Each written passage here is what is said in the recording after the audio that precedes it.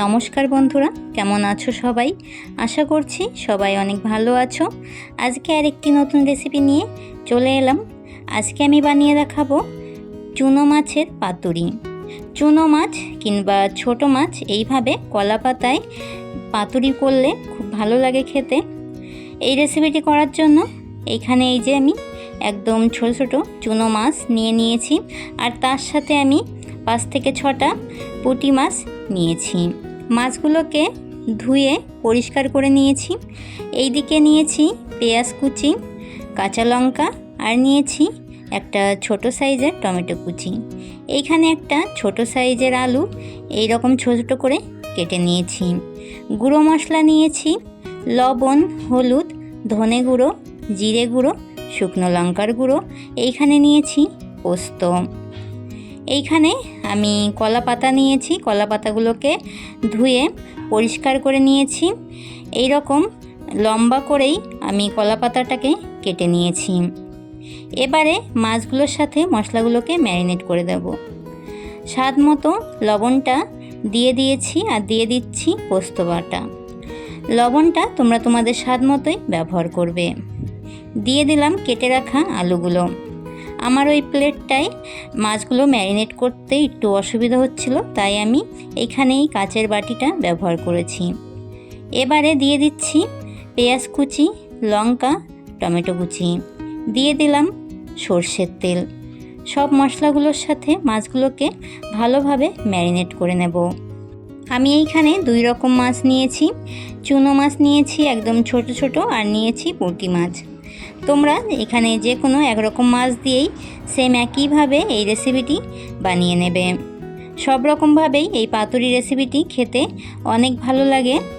এবারে এইখানে যেহেতু কলা পাতাটা আমার একটু ছোট ছোট হয়েছে, তাই একটার উপর দিয়ে আরেকটা দিয়ে ম্যারিনেট করে রাখা মাছগুলোকে দিয়ে দিলাম। এবারে কলা পাতাটাকে মুড়িয়ে সুন্দর করে ভাজ করে নেব। যে কোনো মাছের পাতুরি করার সময় কলা পাতাটাকে একটু ভালো দেখেই নিতে হবে। খেয়াল রাখতে হবে যেন কলা পাতাটা কোথাও ছিঁড়া ফাটা না থাকে। তাহলে সেইখানেও আরেকটা কলা পাতা দিয়ে এই রকমভাবে তোমরা মেকআপ করে নেবে। আমার কলা পাতাটা একটু ছোট হয়েছিল, সেই জন্য উপর দিয়ে আরেকটা কলা পাতা আমি এইভাবে দিয়ে সুন্দর করে বেঁধে নিচ্ছি।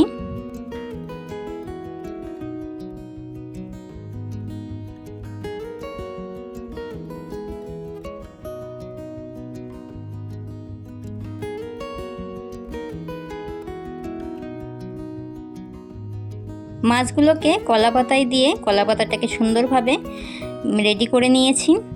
এবারে পাতুরিটা রান্না করে নেওয়ার জন্য এখানে এই যে একটা প্যান নিয়েছি, দিয়ে দিচ্ছি সর্ষের তেল। সর্ষের তেলটা মিডিয়াম আঁচে গরম করে নিয়েছি। উপর দিয়ে আরেকটা কলা পাতা দিয়ে দিলাম কলা পাতায় মুড়ে রাখা মাছগুলো।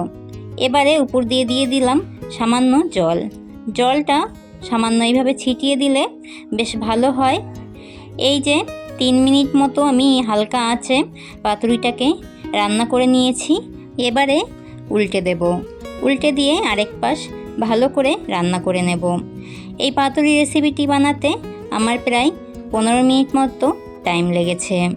পাতুরিটা যখন এইভাবে রান্না করবে গ্যাসের আঁচটা একদম লো ফ্লেমে দিয়েই রান্না করবে। চুনো মাছের পাতুরিটি হয়ে গেছে। আমি এই পাতুরিটা একটু ঠান্ডা করে নিয়েছি। এবারে তোমাদেরকে খুলে দেখিয়ে দিচ্ছি।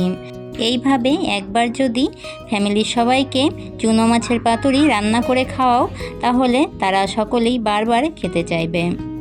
এইভাবে এই রেসিপিটি দারুণ হয়েছিল বন্ধুরা। তোমরা বাড়িতে অবশ্যই ট্রাই করবে, আর আমাকে কমেন্ট করে জানাবে রেসিপিটি তোমাদের কাছে কেমন লেগেছে। দেখো মাছগুলো কত সুন্দরভাবে রান্না হয়েছে। দেখতেও যতটা সুন্দর হয়েছে, খেতেও অনেক ভালো হয়েছিল এই রেসিপিটা। আমার এই কলা পাতায় চুনো মাছের পাতুরি রেসিপিটি তোমাদের কাছে কেমন লেগেছে অবশ্যই একটি লাইক, কমেন্ট, শেয়ার করে দিয়ে জানিও। আজকের মতো এতটাই। আবারও দেখা হবে নতুন আরেকটি রেসিপির সাথে আগামী দিন। তোমরা সকলে অনেক অনেক ভালো থাকবে। সকলকে জানাই টাটা।